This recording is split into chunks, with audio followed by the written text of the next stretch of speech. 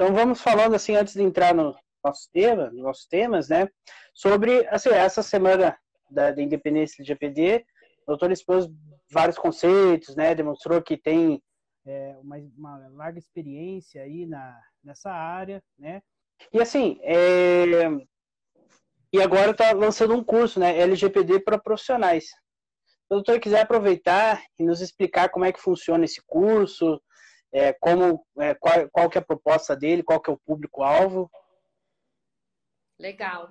A proposta do curso, na verdade, é um curso onde eu vou passar tanto a parte teórica, né, mas já assim até um pouco menor, porque essa foi a ideia da Semana da Independência, justamente a gente conseguir transmitir esse conteúdo e ter um curso voltado mais para a parte prática. Na verdade, todo mundo acaba me perguntando sempre isso, se eu conheço algum curso mais voltado para a prática, e até os cursos que eu já fiz, eu sentia essa dificuldade, né, de depois conseguir aplicar nos projetos. E aí agora, com a experiência, né, eu já atuei aí em mais de 30 projetos de diagnóstica, adequação LGPD. Então, com toda a documentação que eu já consegui fazer e armazenar e tudo mais, eu falei, bom, eu vou fazer um curso desse voltado para a prática. Então, a gente vai simular projeto de adequação, a gente vai simular incidente de privacidade, a gente vai fazer simulação de tudo que eu vejo que acontece na prática, para os profissionais se sentirem preparados para atuar nessa demanda no dia a dia. E o público-alvo ele vai ser voltado tanto, né, para qualquer tipo de profissional, não é só advogado, tem a maior parte dos alunos aí que já se inscreveram são advogados ou pessoal da área de TI, mas tem também aluno da área de RH e outras áreas também, que ou eles estão querendo ajudar na implementação na empresa ou até atuar nessa área como DPO, como consultor em privacidade. Então, está bem mesclado aí. E, interessante. E eu vi que é um curso, o modelo do curso, ele é presencial, como o pessoal gosta de falar, presencial à distância, né? Ele é ao vivo, todas as aulas, né? Vão ser ao vivo, são 12 aulas. 12 aulas. Então, tá, quem quiser, eu acho que o link tá na descrição do seu perfil, né? No Instagram, isso. Tá bem no perfil já, tá bem na descrição, tem as informações. Ótimo. Então, como vai ser ao vivo, né? Não é nada que tá gravado, as aulas começam já dia 28, então as inscrições vão ser feitas até o dia 15. Ótimo, até o dia 15. E tá tendo algum desconto agora ou já se encerrou? Não, hoje até às 11h59 o valor do curso está com R$300 de desconto. Pessoal, hoje, né, então, quem quiser, corra lá.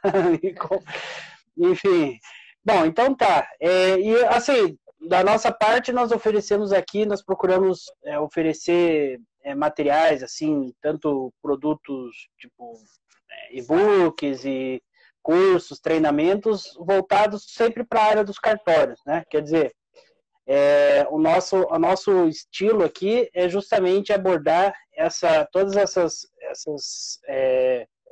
esses temas que estão em pauta, né, em alta para todas as organizações, e nós procuramos sempre adaptar para a parte dos cartórios. Então, é claro que a LGPD vale para os cartórios, vale para o Estado, todas as organizações, os entes públicos e, né, as empresas, né? Agora, e também pessoas privadas, enfim, aliás, pessoas naturais, mas a questão é a seguinte, nós aqui procuramos sempre fazer essa pauta, né? Então, nós estamos aí com um treinamento bem interessante, né? Já tem vários cartórios que nós estamos já dando aula, que é um treinamento que a gente chama de in-company, porque ele é para cada equipe de cada cartório, e nós estamos também desenvolvendo, a professora Adriane Lima, e também o professor Marcelo Caran, que é consultor mais em segurança da informação, né? E nós estamos desenvolvendo um curso também, né, que ele vai ser uma parte e-learning, né, uma parte gravado e uma parte também nesse módulo, nesse método de treinamento, né, que a gente chama. E daí a gente só anunciando, né, para o pessoal que tiver interesse nessa área. Bom, então, começando aí no nosso tema, Eu sei que essa área da LGPD, todos nós sabemos, né, que ela está entrando bastante em pauta por causa da iminência da vigência da LGPD, né? São vários profissionais de privacidade que estão surgindo e que eram de outras áreas, inclusive até por uma postagem que nós vemos no seu perfil, que eu vi, inclusive comentei com a doutora, né, em relação a uma alteração na sua histórico da sua vida, assim, que atuava em outras áreas, como na parte corporativa, né? E agora passou a atuar já há algum, não sei quanto tempo exatamente, mas há um bom tempo já na parte de privacidade de dados, mas mesmo assim, não em tanto tempo, já conseguiu bons resultados, né? Atuou em vários projetos, teve certificação internacional. Para quem não lembra, essas certificações tem aquela da ICSIM, que é uma parte tende um pouco a mais técnica, aquela da IAPP, que é uma outra organização internacional, e tende a ser mais jurídica, né? Mas as duas são igualmente reconhecidas, né, no âmbito internacional e também no âmbito aqui no Brasil. E, bom, se pudesse nos falar, até porque eu achei bastante inspiradora aí a sua trajetória, se pudesse nos falar um pouco de como foi a sua opção por essa área do direito, né, da privacidade, proteção de dados, e, né, direito digital, e de que recomenda, né, e como vê essa atuação no mercado atualmente, o que recomenda para os que estão iniciando nessa área. Legal, esse assunto ele é muito interessante porque eu acho que eu tenho recebido muita mensagem e muita pergunta em relação a isso, né? Eu até fui muito surpreendida porque a gente acha que só a gente está passando, né, por uma situação, que só a gente que passou por aquilo.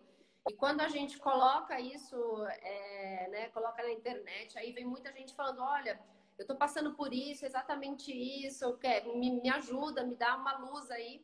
Então, é muito interessante esse ponto. Eu, na verdade, eu sempre trabalhei na área de fusões e aquisições, né? Desde que eu me formei. Eu tô formada há 10 anos. E aí... tô formada há 10 anos. E aí, eu sempre fiquei na área de fusões e aquisições, área empresarial e tudo mais. E depois que eu tive filho, em 2016, eu acabei... Quando eu voltei para o trabalho, o setor não estava muito bom de fusões e aquisições. Não tinha tanto investimento externo, né, que é muito isso que guia esse setor. E somado isso com toda a parte ali de estar de licença maternidade, voltando e tudo mais, eu acabei tentando procurar aí uma outra forma de me sobressair. Fora que na área de fusões e aquisições seria muito difícil eu ter algum destaque tão rápido quanto eu tive na área de privacidade e proteção de dados. Então, isso também eu achei muito legal e tem espaço para todo mundo. É uma área que está super... não só por conta da LGPD, mas por conta da nossa mudança cultural em relação a isso. Então, muita gente tem perguntado, olha, eu gosto do que eu faço, né? Eu fiz direito porque eu gosto, eu trabalho com tecnologia porque eu gosto, mas eu queria buscar alguma outra coisa que me deixasse mais feliz ou que me fizesse trabalhar mesmo com vontade. E eu tô vendo essa área, eu tô gostando dessa área, o que você acha? E quando a gente pensa em migrar de área ou qualquer transformação na nossa vida, eu acho que é um pouco complicado, né? A gente sempre fica se segurando um pouco. A gente, na verdade, a gente tenta manter aquela estrutura ou tenta reduzir aí o mínimo impacto. Mas, querendo ou não, nessa área de privacidade e proteção de dados, é uma quantidade de oportunidades que eu vi e que eu continuo vendo e só crescendo, que eu sempre indico para todo mundo que está querendo mudar de área ou que está querendo se sobressair, que está querendo se destacar na sua própria área ou na empresa que trabalha, de procurar mais a fundo esse tema, de estudar um pouco esse tema. E as pessoas estão, de fato, entrando de cabeça quando começa a estudar. Acho que, né, para você também está sendo assim. Você se apaixona pela área, é muito gostoso, é uma coisa que a gente lida no dia a dia, que tá muito ligado, né, ao nosso dia a dia. Então, isso, para mim, por exemplo, eu em 3 anos nessa área, eu já fui considerada uma das melhores advogadas do Brasil. Isso, se fosse na área de fusões e aquisições, acho que eu já estaria de cabelo branco. quando isso acontecesse. Eu já abri meu escritório, uma escola de treinamentos, então isso foi muito rápido. E para todo mundo que me fala, eu indico que é uma área muito boa agora, uma área muito promissora. Muito interessante aí a sua exposição, e eu acho que realmente é bem inspirador, porque por exemplo, né, eu trabalhei na área de cartórios, né, no Uhum. caso. E agora, assim, mas assim, desde alguns anos atrás, assim, por questões conexas, assim, eu acabei estudando por interesse pessoal mesmo, essa questão de privacidade e tal, mas nunca atuei nisso. Agora, com a iminência aí da LGBT e tal, a partir do final do ano passado até o momento, eu acabei me aprofundando mais, né, na questão da LGPD, e acabei entrando também esse ano na Associação Nacional de Profissionais de Privacidade de Dados. Não sei se a doutora já ouviu falar, né, na INPPD. Sim. E lá eu tive bastante oportunidade assim, de ter contato com muitas pessoas que já estavam bem à frente de mim, né, nesse estudo.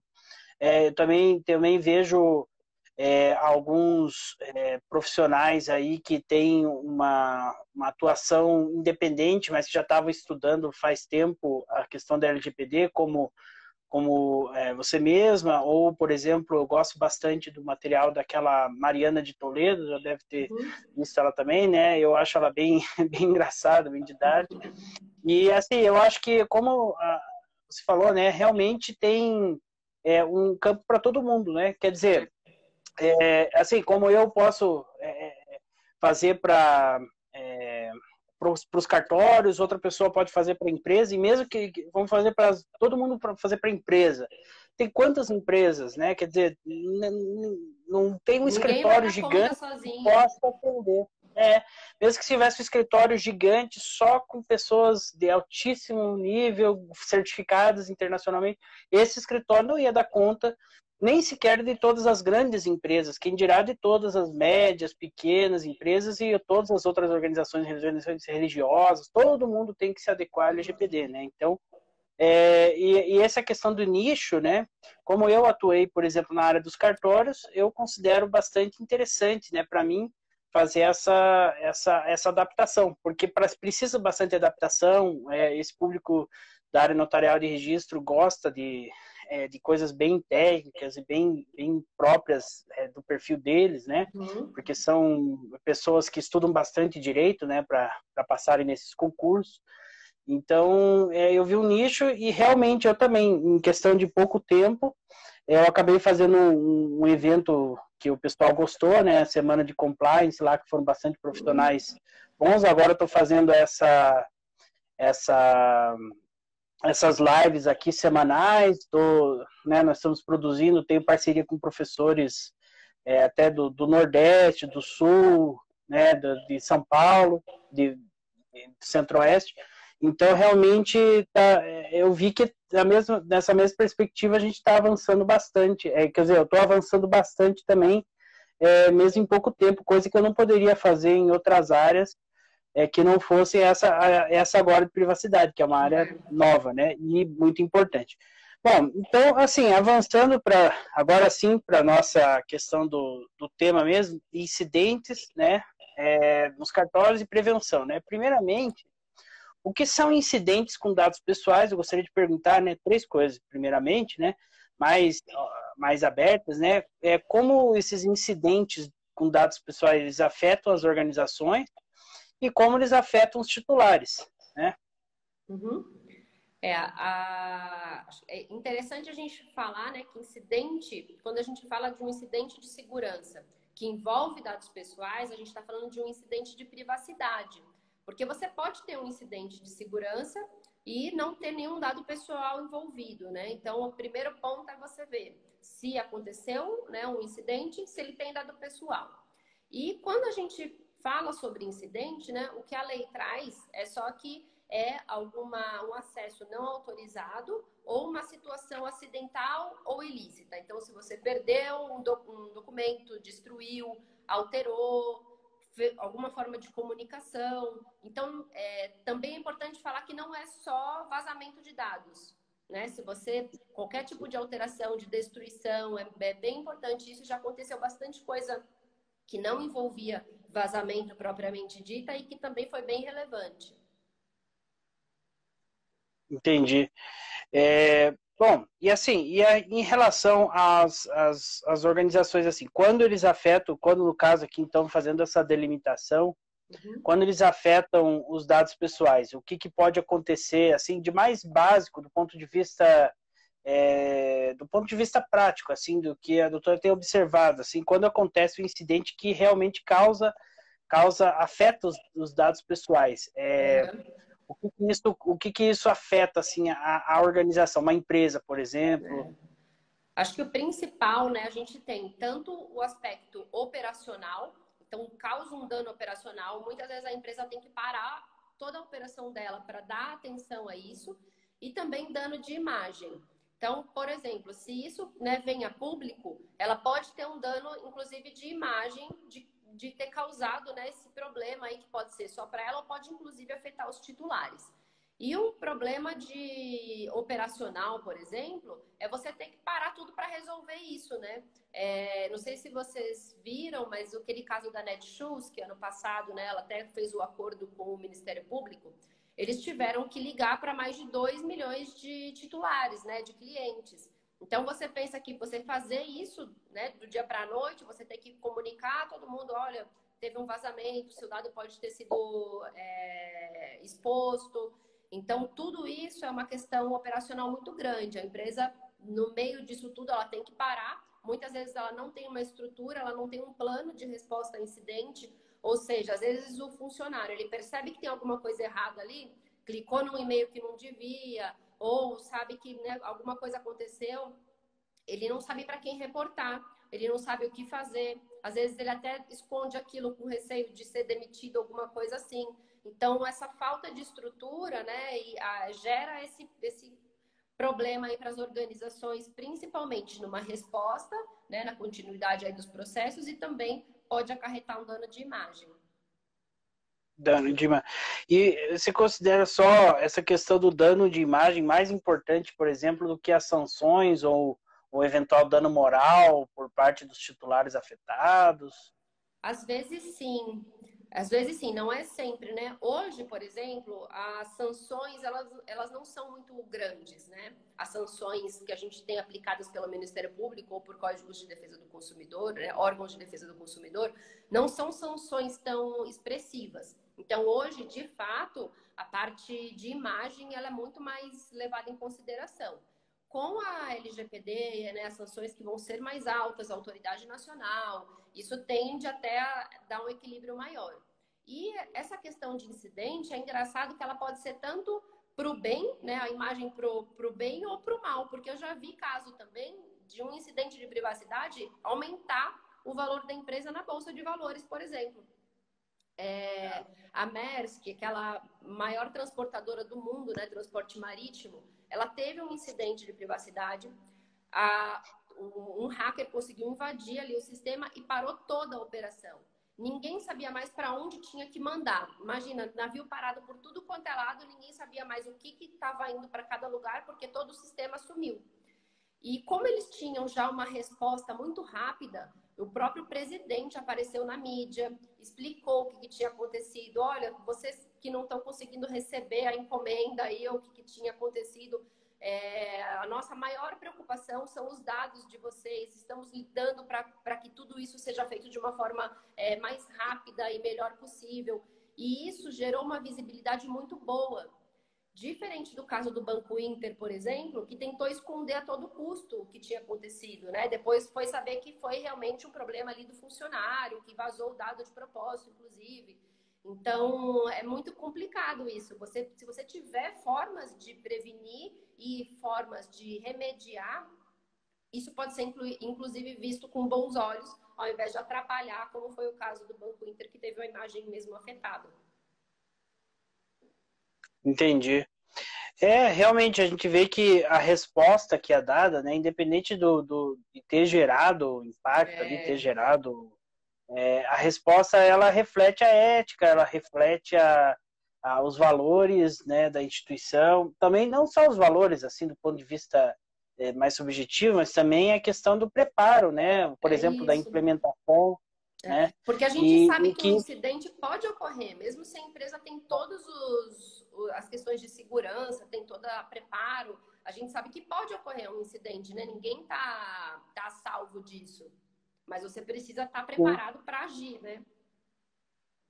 exatamente, estar preparado para agir e as decisões, né, daqueles que estão nos níveis mais altos, né, da alta administração, faz toda a diferença também, porque como, por exemplo, eu não lembro o nome, mas aquele executivo da Uber, né, que tentou esconder aquele escândalo de 2016 de vazamento, né, e agora a empresa está sendo punida lá em tantos milhões de dólares, por causa que tentou esconder lá. No começo ele foi afastado e tal, mas de fato é uma coisa a se considerar, né, a decisão das pessoas também, que Certeza. se estão nesses cargos, né. Bom, aí a questão assim, mas então assim, já entrando na questão das medidas de prevenção, então não, tem aquela questão dos impactos, né, nos direitos dos titulares. Eu acho que na verdade isso fica assim, realmente depende do tipo de vazamento, né, ou do tipo De de dado, incidente, né, do tipo de dado, se é um dado sensível pode gerar uma discriminação. Então, eu dado acho que aqui. financeiro, gerar fraudes, né? Poder alguém usar para finalidades de fraude. Mas até quando a gente estava conversando, né, o que me veio à cabeça foi um caso até que recente. Não sei se você chegou a ver, mas acho que sim, todo mundo viu. Tinha um site de relacionamento extraconjugal e teve um vazamento de dados nesse site. Isso gerou até suicídio, porque a pessoa descobriu que estava sendo traída ou alguma coisa nesse sentido. Então, tem casos extremos relacionados a incidentes e relacionados ao dano para o titular, né? Além do dano que pode ser financeiro, que é o que todo mundo tem muito medo de você ter seus dados, né, bancários aí expostos, ou de alguém tomar a sua identidade, saber seus dados ali e usar dessa forma. E também distorção, né? Até o caso, por exemplo, da Carolina Dickmann lá, tudo mais, acabou que eles expuseram na mídia, mas podiam ter pedido um dinheiro para ela para não liberar a foto. Então, isso acontece muito, distorção também por conta disso. Ah, sim. Isso, por exemplo, é comum de acontecer nos cartórios, né, que nós estamos falando aqui, até porque os cartórios têm um volume grande de ativo, né, e muitas vezes, né, dependendo do cartório, tem um faturamento alto e isso é um dado público, inclusive. Então, Sim. isso fica muito fácil para os hackers ali fazer uma estimativa de um cartório, né, uma organização, né, que tem ali uns ativos valiosos, que tem um faturamento, né, que pode ser extorquido e fazer esse sequestro. Eu já conversei com mais de uma pessoa, né, dessa área tanto da área de TI que atua para cartórios, que agora tem empresas, né, que atuam de Específicas. maneira especializada para cartório, e também com os próprios titulares, né, e pessoas colaboradores dos cartórios que falam que realmente que já sofreu ataque hacker, né? Parece uma coisa de filme, né? Mas, enfim, agora, assim, primeiramente, em relação às medidas de prevenção, né, para que essas coisas realmente não aconteçam, né? Quais seriam, primeiramente, as recomendações bem gerais, assim, para que não aconteçam, né? A lei LGPD, né, fala de medidas técnicas e medidas administrativas. Então, alguma outra, né, que poderia ser utilizada para toda e qualquer organização, assim, se prevenir. Essa diferenciação, né, medidas técnicas e administrativas, uma complementa a outra, né? Por exemplo, acho que o principal, o ponto de start é a empresa ter uma política de segurança, né, da informação e que tenha a parte de dados pessoais, porque é muito comum as empresas já terem políticas de segurança e acharem que isso basta. Mas quando a gente vai conversar a fundo, a questão do dado pessoal não está inserida dentro da política. Trata muito de confidencialidade, muitas vezes de questões da própria empresa, do negócio, mas não de dados pessoais, dos titulares e tudo mais. Então, primeiro, adequar, né, ou elaborar ou adequar a sua política de segurança da informação para realmente ter essa proteção de dados pessoais. E depois, uma das medidas administrativas que complementam é a conscientização, o treinamento. Porque não adianta você ter o papel e você não treinar os seus funcionários, que era aquilo que a gente comentou. Que adianta? O funcionário ele vai lá, clica num e-mail que não era para clicar, percebe que alguma coisa aconteceu, ele não sabe para quem que ele liga, ele não sabe com quem que ele fala, ele fica com medo de informar alguma coisa. Então, isso tudo precisa estar na política. E além disso, o funcionário também saber como ele deve agir em alguns casos, né? É bom sempre conscientizar algumas questões que acontecem usualmente, né, naquele setor, até, né, para cartório, como você falou, que às vezes tem essas questões de sequestro e tudo mais. Você conscientizar as pessoas que isso acontece, como que ela pode fazer para prevenir. Controles de acesso também é muito importante, inclusive, né, nessas questões de cartório ou qualquer outra empresa, porque, por exemplo, se você não tem uma gestão de acesso e alguém consegue acessar dados do RH, ele consegue saber quanto todos os funcionários ganham, ele consegue ver dados sensíveis de funcionários. Então, isso a gente vê bastante acontecer quando você chega numa empresa e a parte de gestão de acessos ali está toda bagunçada, todo mundo tem acesso a tudo. Às vezes a pessoa não sabe que ela tem acesso, mas o TI sabe que está tudo ali bagunçado. Questões de backup também, porque a gente fala muito de vazamento, mas para você evitar uma perda, né, destruição de dado pessoal, se você tiver questões de backup, né, sendo feitos, e questões também de criptografar dados, você ter algumas formas também que você vai proteger o dado, né? Um exemplo, você tem o seu dado vazado, mas o dado está criptografado, não vai gerar um risco para o titular, não vai gerar um dano para o titular. Você não precisa informar a autoridade nacional, você não precisa informar o titular. Então, isso também são medidas boas de serem tomadas. Entendi. Eu também já ouvi falar até em relação se for possível algum tipo de operação, né, usar aquela técnica da pseudonimização, né? Isso. Quer dizer, em vez de, também a criptografia, uma delas, né, mas também essa de que eu mantenho uma planilha separada, uma planilha ou um banco de dados separado, e eu deixo as pessoas atuando lá com um número, né?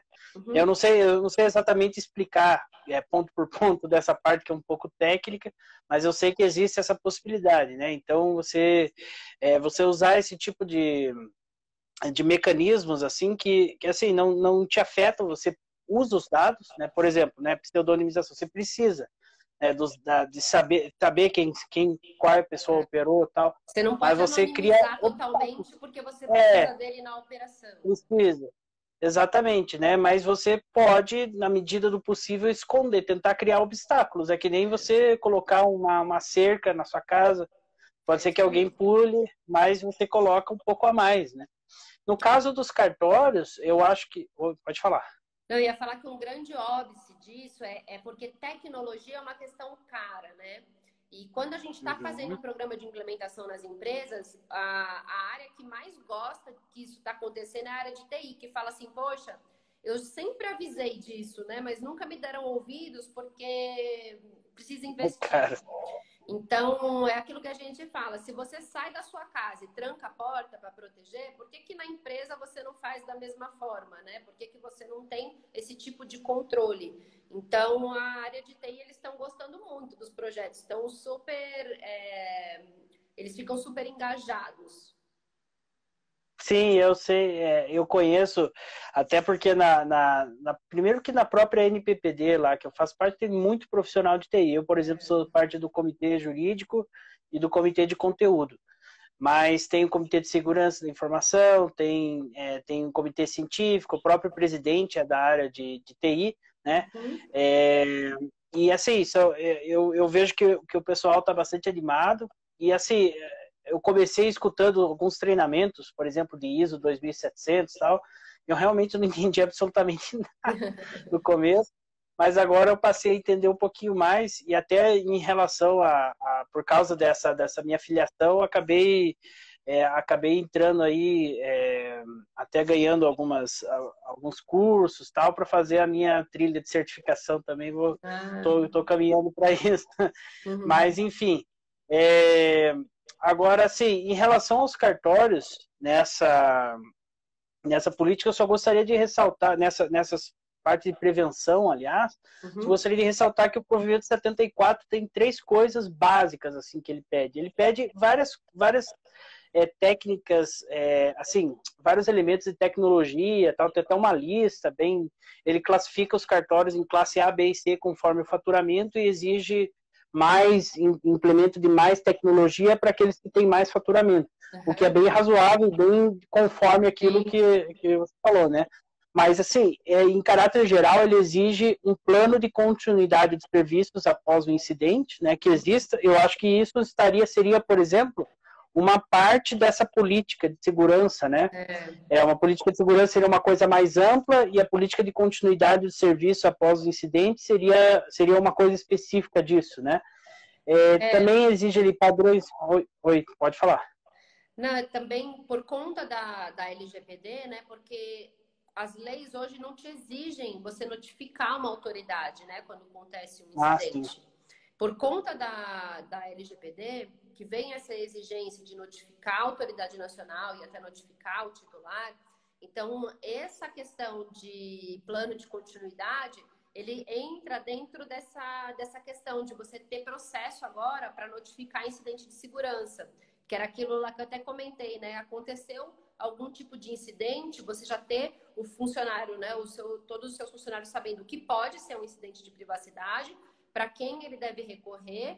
Quando chega no DPO, né, que é o encarregado de proteção de dados, ele vai analisar se aquilo afeta o titular, se é motivo de avisar a autoridade nacional, quais medidas ele tem que tomar ali para proteger ou para mitigar o risco. E tudo isso tem que ser informado para a autoridade nacional, né? Tá até na lei, linha por linha ali, ó. Você tem que falar qual foi o incidente, que dado pessoal envolveu, que medidas você tomou para minimizar aquele risco, se você não comunicou, né, de uma forma imediata, por que você demorou para comunicar? Então, tudo isso surge um novo processo dentro das empresas. Sim, exatamente. Essa lei, essa normativa aqui, ela é um provimento 74 do Conselho Nacional de Justiça de 2018. Eu acredito que, porque 2018, por causa da publicação da LGPD, né? Mas ainda ele não está completamente em conformidade.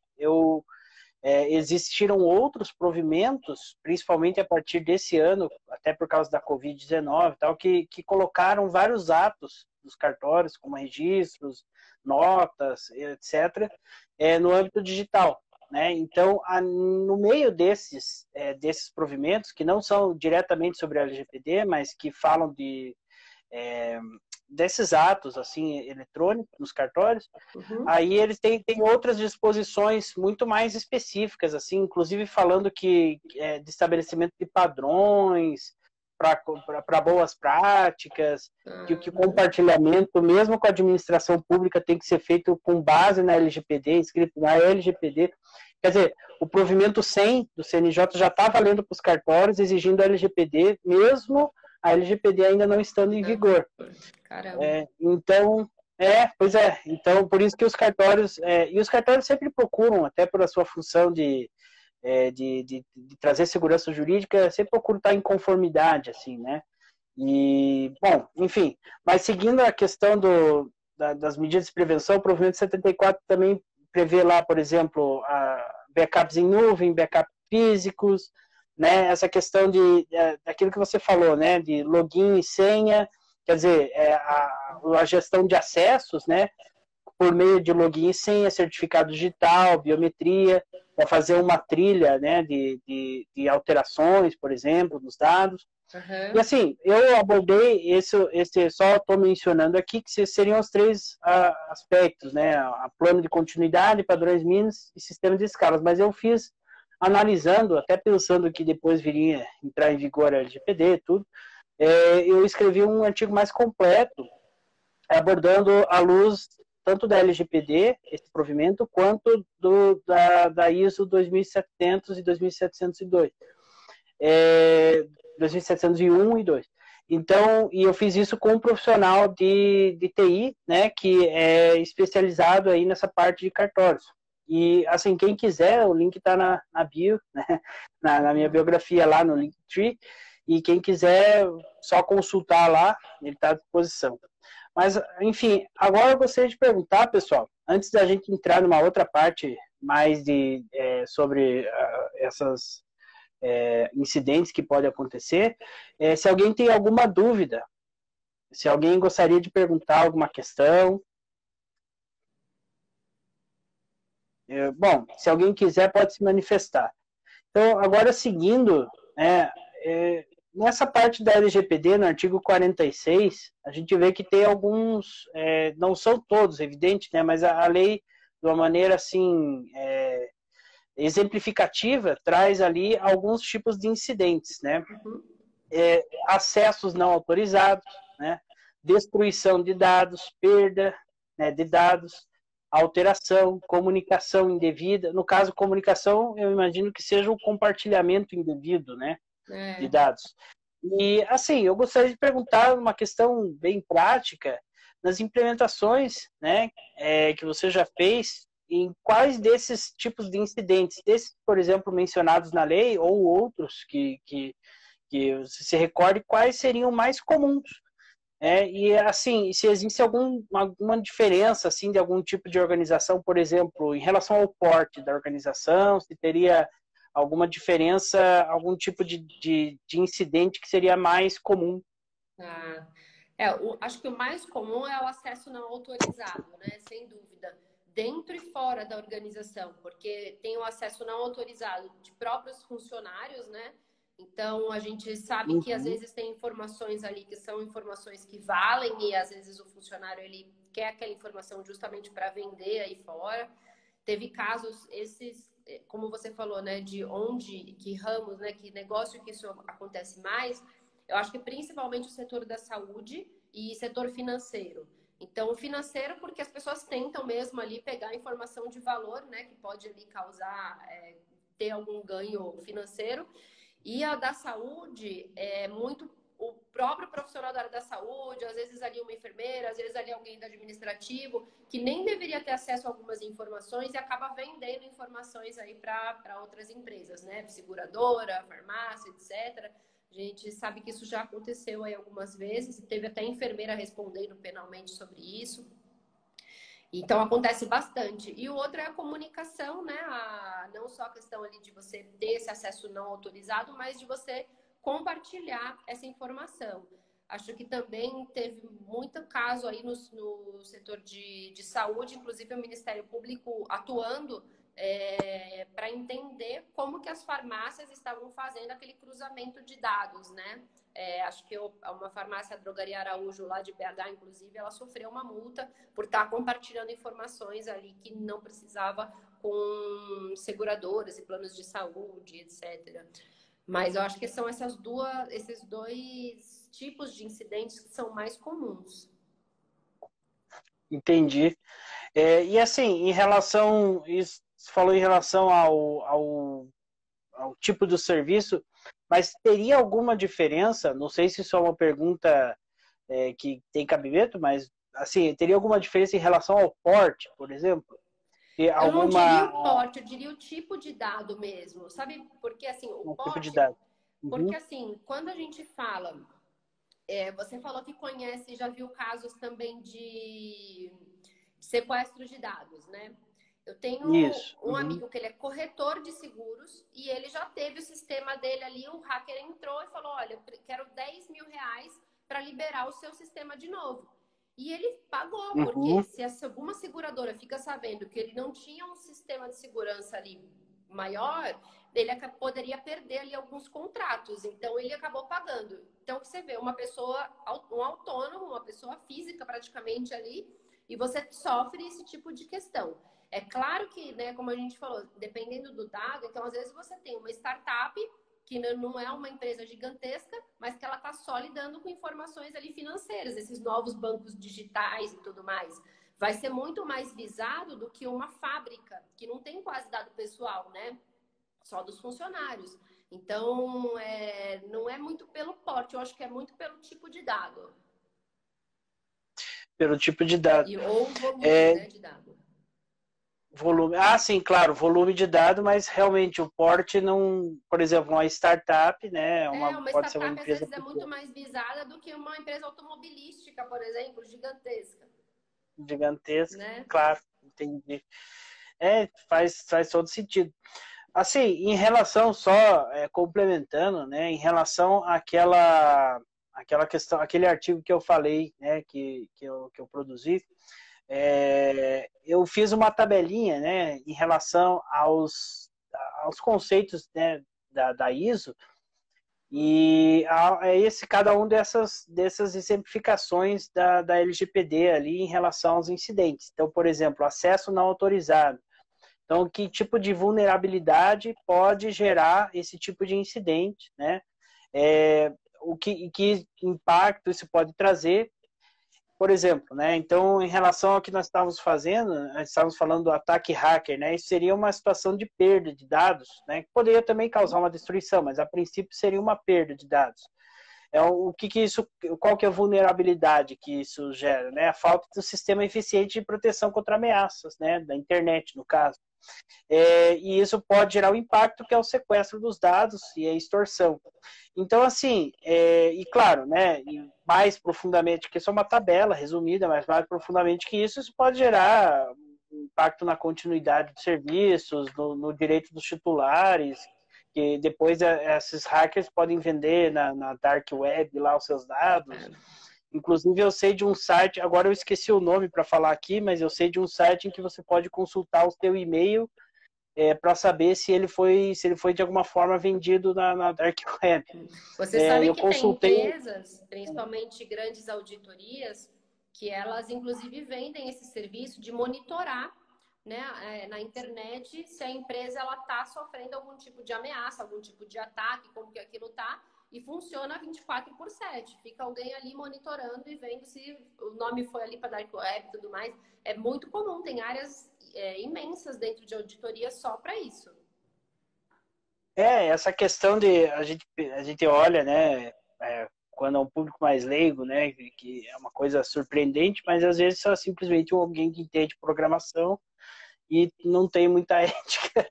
Acho que o Né? Rogério até Então, colocou aí ó, uma indicação do link aí. do site? Do site, É. ótimo. Então eu vou colocar na descrição ali quando tiver quando eu publicar esse vídeo, eu vou colocar na descrição, porque eu acho interessante, porque daí você já sabe se, às vezes você já vendo ali que teve o seu e-mail, ele foi de alguma forma utilizado, né, indevidamente, os seus dados foram vazados, você já pode mudar a senha, pelo menos, né? É isso mesmo.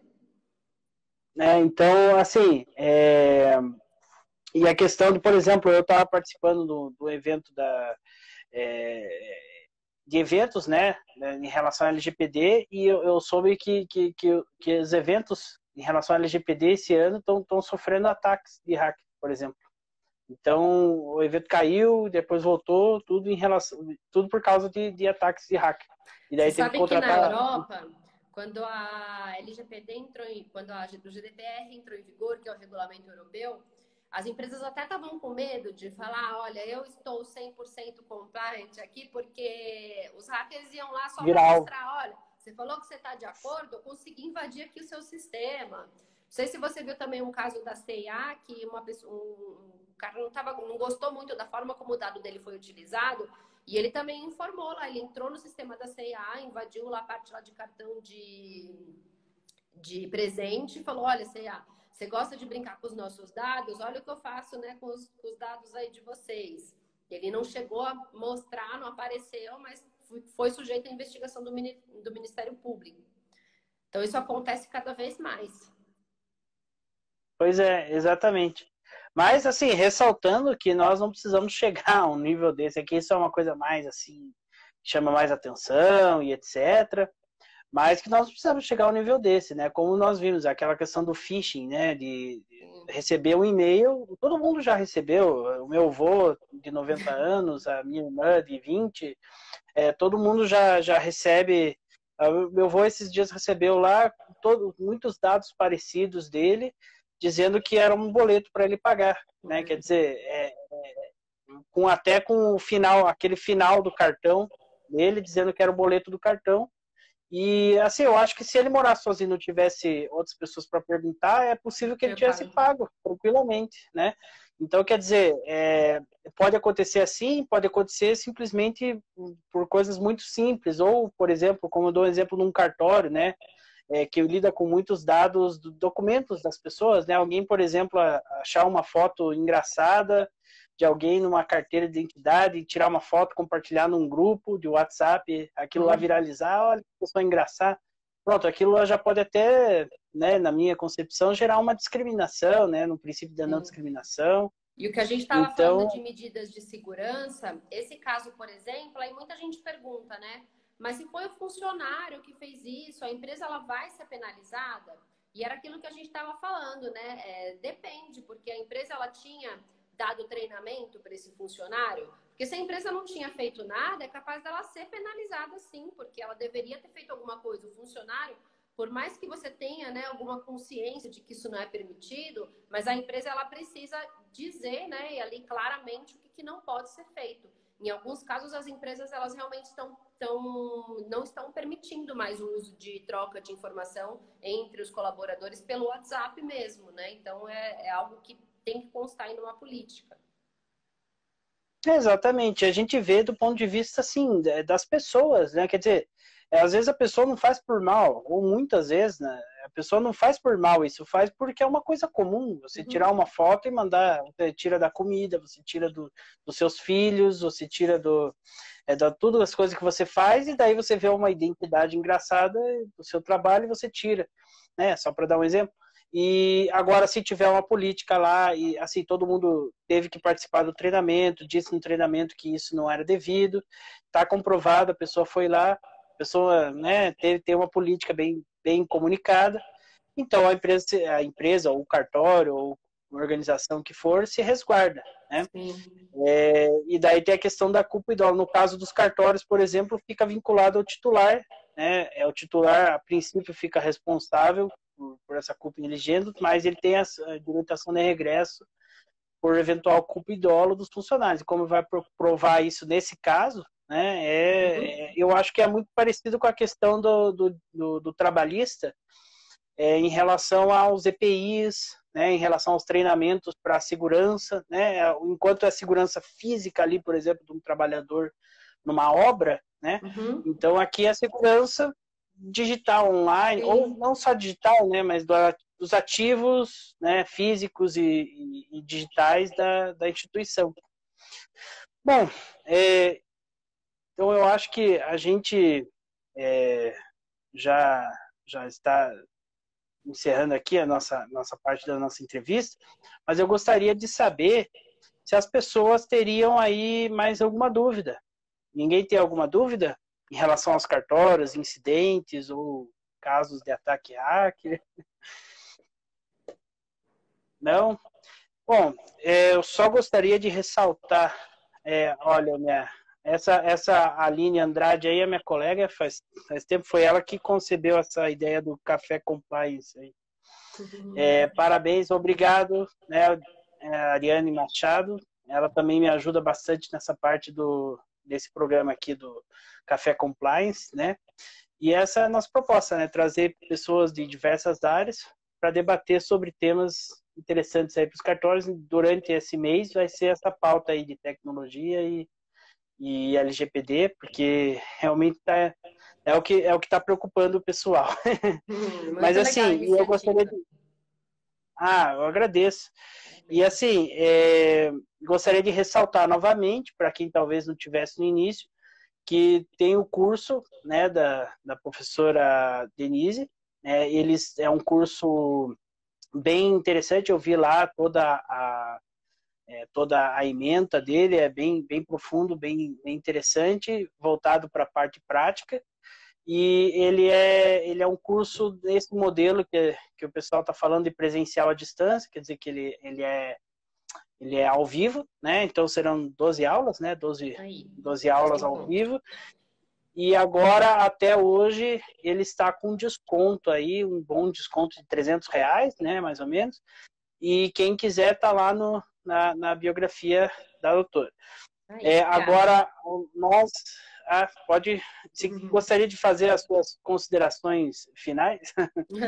Não, acho que era isso. Você já está mais vendedor que eu aí, estou gostando do Merchan. E acho que é isso, esse tema é super importante. A gente está falando, né, dos cartórios, né, mas para as empresas em geral. É muito boa a iniciativa, acho que todo mundo está começando a tomar aí mais consciência em relação a essa questão de dados pessoais e o dano que pode causar. E acho que a gente conseguiu abordar aí com exemplos algumas questões que pode trazer aí um grande problema, tanto para a organização quanto para o titular. Isso aí, então, quem quiser, quem começou a ver agora, veja depois desde o início, que a gente tratou vários temas interessantes, e eu vou colocar na descrição aí aquele site em que você pode ver se o seu e-mail, né, ele foi de alguma forma hackeado, e você pode pelo menos mudar a sua senha para se prevenir. E também gostaria de ressaltar que nós estamos organizando um curso específico de direito digital, analisando todos os provimentos, marco da internet, os conceitos de direito digital e também da LGPD e essa parte de segurança da informação com as normas ISO, tudo. Nós estamos organizando um curso específico para cartórios, né? Mas para quem tem interesse nessa área mesmo. E esse curso vai ser para o mês que vem. E por enquanto e também adiante, a gente está oferecendo aí os treinamentos para as equipes do cartório. O pessoal está tendo um retorno bastante positivo. A gente vai ainda compartilhar isso daí tudo. Então, agradeço, né, a sua presença, a sua entrevista, agregou bastante aqui para a gente. Um bom final de semana aí para você. Obrigada, eu que agradeço a oportunidade, o convite, foi muito bom participar.